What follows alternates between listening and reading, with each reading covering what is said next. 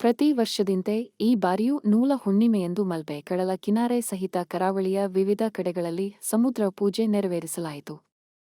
ಮಲ್ಪೆ ಮೀನುಗಾರರ ಸಂಘ ಹಾಗೂ ವಿವಿಧ ಸಂಘ ಸಂಸ್ಥೆಗಳ ನೇತೃತ್ವದಲ್ಲಿ ಸಮುದ್ರ ಪೂಜೆ ನಡೆಸಲಾಯಿತು. ಬೆಳಿಗ್ಗೆ ಒಡಬಾಂಡ ಬಲರಾಮ ಹಾಗೂ ಬ್ಯೂಬ್ಬರ್ಯ ದೇವರಿಗೆ ವಿಶೇಷ ಪೂಜೆ ಸಲ್ಲಿಸಲಾಯಿತು. ಬಳಿಕ ಮೀನುಗಾರರೆಲ್ಲರೂ ಶೋಭಾಯಾತ್ರೆಯಲ್ಲಿ ತೆರಳಿ ಒಡಬಾಂಡೇಶ್ವರ ಸಮುದ್ರ ತೀರದಲ್ಲಿ ಪೂಜೆ ನೆರವೇರಿಸಿ ಹಾಲು, ಫಲಪುಷ್ಪ, ಸಿಯಾಳವನ್ನು ಸಮುದ್ರ ರಾಜನಿಗೆ ಸಮರ್ಪಿಸಿದರು. ಕಡಲ ಮಕ್ಕಳು ಜಿಲ್ಲೆಯ ವಿವಿಧೆಡೆ ಸಮುದ್ರ ಪೂಜೆ ಸಹಿತವಾಗಿ ಕ್ಷೀರಾಭಿಷೇಕ ನಡೆಸಿದರು.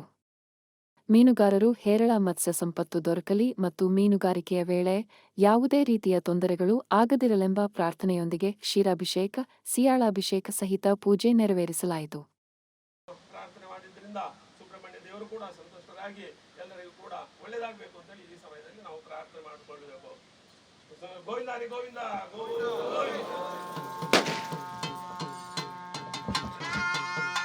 ಸಂಪತ್ತನ್ನು ನಂಬಿಕೊಂಡು ಹಲವಾರು ಬದುಕುವಂತಹ ಕೆಲವು ಜನಾಂಗದವರು ಅವರೆಲ್ಲ ಇವತ್ತು ಸಮುದ್ರದ ಪೂಜೆಯನ್ನು ಮಾಡಲು ಸಂಕಲ್ಪ ಮಾಡಿಕೊಂಡಿದ್ದಾರೆ. ಹಾಗೆ ಇವತ್ತು ಸಮುದ್ರ ಪೂಜೆಯನ್ನು ಸಮುದ್ರ ರಾಜನಿಗೆ ಪೂಜೆಯನ್ನು ಕೂಡ ಮಾಡಿದ್ದೇವೆ.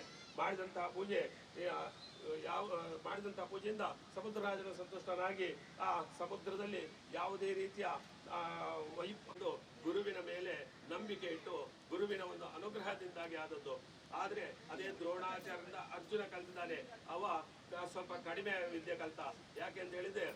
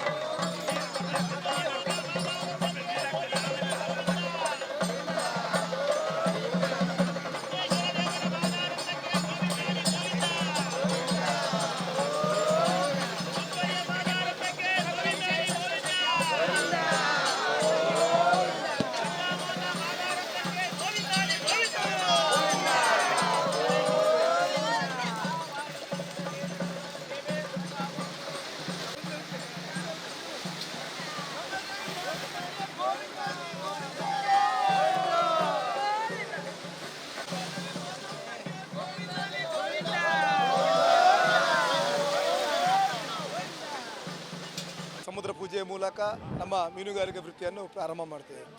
ಮಲ್ಪೆ ಮೀನುಗಾರ ಸಂಘದ ನೇತೃತ್ವದಲ್ಲಿ ನಮ್ಮ ಆಯೋಧನ ತಂತ್ರಿಗಳ ಮಾರ್ಗದರ್ಶನದಲ್ಲಿ ಎಲ್ಲ ಮೀನುಗಾರ ಬಂಧುಗಳ ಸಹಕಾರದೊಂದಿಗೆ ಈಗಾಗಲೇ ಒಳ್ಳೆ ರೀತಿಯಲ್ಲಿ ಕಾರ್ಯಕ್ರಮ ಜರುಗಿದೆ.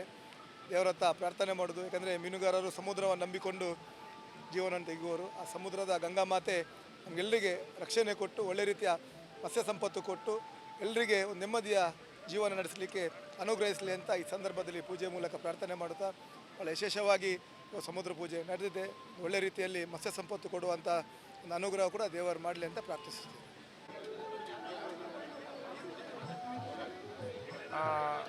ಸಾಂಪ್ರದಾಯ ಪ್ರಕಾರ ನಮ್ಮ ಹಿರಿಯರಿಂದ ಬಂದದ್ದು ಸಮುದ್ರ ಪೂಜೆ. ಅದನ್ನು ನಾವು ನಡೆಸ್ತಾ ಬರ್ತಿದ್ದೇವೆ. ನಾವು ಮುಖ್ಯವಾಗಿ ಸಮುದ್ರ ರಾಜ ನಮಗೆ ಮುಖ್ಯ. ಅವರು ಯಾವುದೇ ಸಮುದ್ರದಲ್ಲಿ ಏನೋ ತೊಂದರೆ ಆಗದಾಗೆ, ಅವಘಡ ಆಗದಾಗೆ ನಮಗೆ ಅನುಕೂಲವಾಗಿ ಮಾಡಿಕೊಡಬೇಕು. ಹಾಗೆ ಸಮುದ್ರವನ್ನೇ ನಂಬಿಕೊಂಡಿರುವ ನಮ್ಮ ಜನಾಂಗ ನಾವು ಸಮುದ್ರದಲ್ಲಿ ನಮಗೆ ಹೇರಳ ಸಂಪತ್ತು ಕೊಟ್ಟು ನಮ್ಮ ಎಲ್ಲರ ಜೀವನ ಸುಖ ಸಂತೋಷದಲ್ಲಿ ನಡೆಯುವ ಹಾಗೆ ಹಾಗೂ ನಮ್ಮಲ್ಲಿ ಒಗ್ಗಟ್ಟು ಹಾಗೆ ಒಳ್ಳೆ ಕೆಲಸವನ್ನು ಮಾಡಿಸುವ ಹಾಗೆ ದೇವರು ಅನುಗ್ರಹ ಮಾಡಬೇಕಂತ ನಾವು ಸಮುದ್ರ ಪೂಜೆಯಲ್ಲಿ